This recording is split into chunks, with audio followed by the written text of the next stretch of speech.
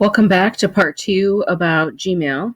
I wanted to remind you that this Gmail account that you have is your school account, and it's very important for you to start to realize the difference between your personal accounts and your school or work accounts. Okay, I have a personal Gmail account that I email my friends with, and my Netflix account is connected to that. My Disney Plus account is connected to that because those are things that I do at home on my own personal time. My limestone310.org account, that's for me, that's my work account. And for you, that's your school account. And you want to make sure that you use your school account to do all things related to school. So if your teacher tells you to go to the Khan Academy and to create an account there, it's perfectly fine to do that with your school account, right? Because your teacher's asking you to do that. I want you to stop and think about there are lots and lots of scenarios in which you would not want to use your limestone310.org account, right?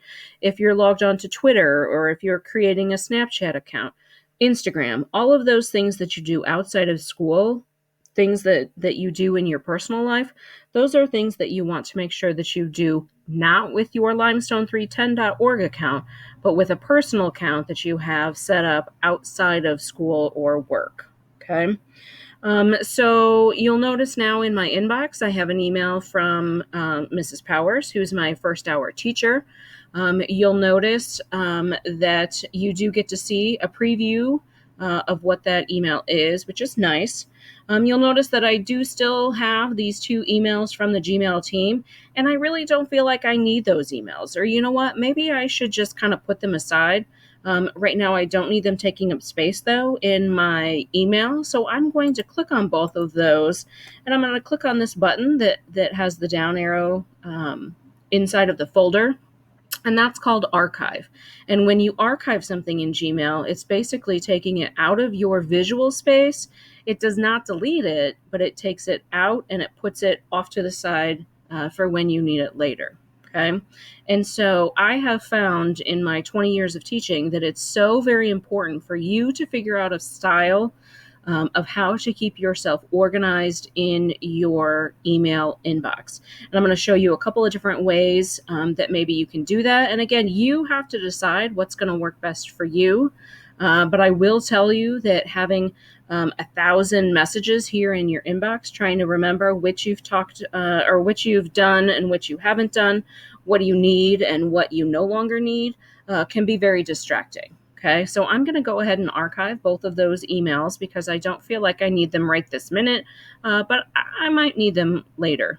So I'm going to archive them. And you may be thinking, oh my gosh, where did those messages go? Well, if you need that email back up at the top here in the search mail, if I type in Gmail, you'll notice that both of those emails do still exist. They are still there.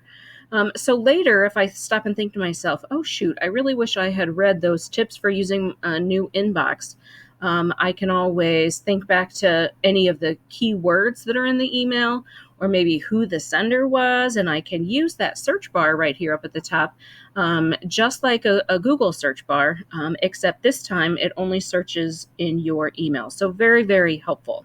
Okay. So on the left-hand side, I'm going to go back to my inbox, and you'll notice that I have one new message, and it is from a teacher.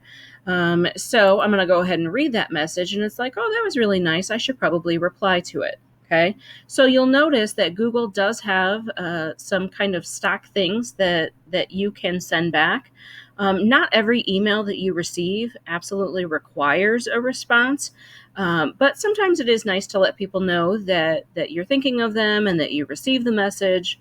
And so it is nice to go ahead and hit reply. One thing at this point that I want to talk to you about is the difference between reply and reply all. Remember, if you get an email that was sent to multiple people, let's say I emailed everybody in our class and I asked them what their favorite color was. In that group kind of setting, you could reply or you could hit reply all. And I want you to be very, very careful and stop and think anytime you hit reply all. Okay, stop and think to yourself, does everyone who received this email need to know my response? And maybe the answer is yes. You know, if you're planning a potluck or a picnic and you want to make sure that everybody knows that you're bringing the napkins, so that not everybody shows up with a package of napkins, that's absolutely a-okay. But what doesn't have to happen is absolutely everyone knowing what every single class member's favorite color is. And it can get frustrating and it can get annoying when people start to misuse that reply all. So be very, very careful when you hit reply all, because remember, everybody that received the email is now getting a copy of your response. Okay, so I'll hit reply, and you'll notice again that toolbar is still there. It's the same exact thing. One thing that I didn't talk about in the last video that I wanted to touch on quickly is this button right here. It's the capital T with the slash through it.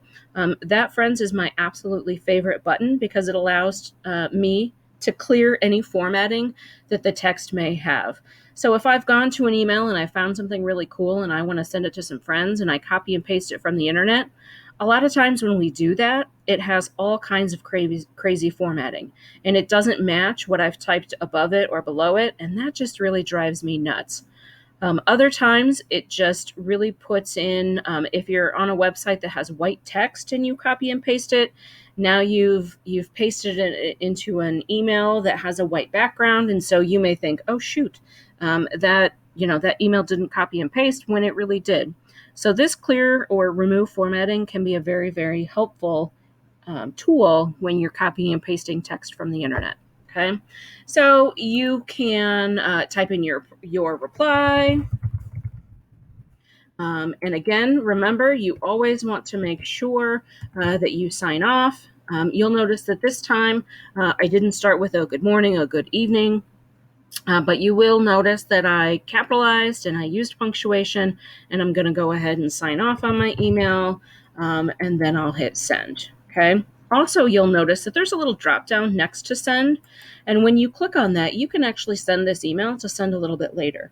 And one of the assignments that we're going to ask you to do, we're going to ask you to send yourself an email the year that you will graduate, just as a kind of a time capsule kind of thing. So I wanted to make sure that I showed you that.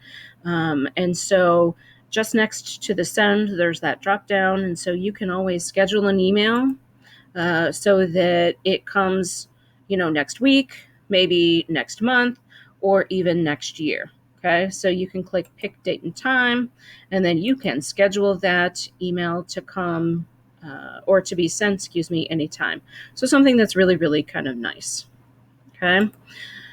So one thing that I wanted to show you too is the labeling system that you can that you can use to help you stay organized. I like to use labels and sorting and archiving to help keep me organized. Okay, so I'm going to check mark this message because this message is back and forth between my teacher of my first hour class.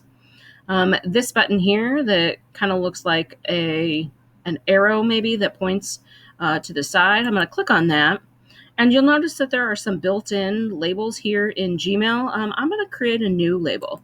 And I'm going to create a label for first hour. Okay.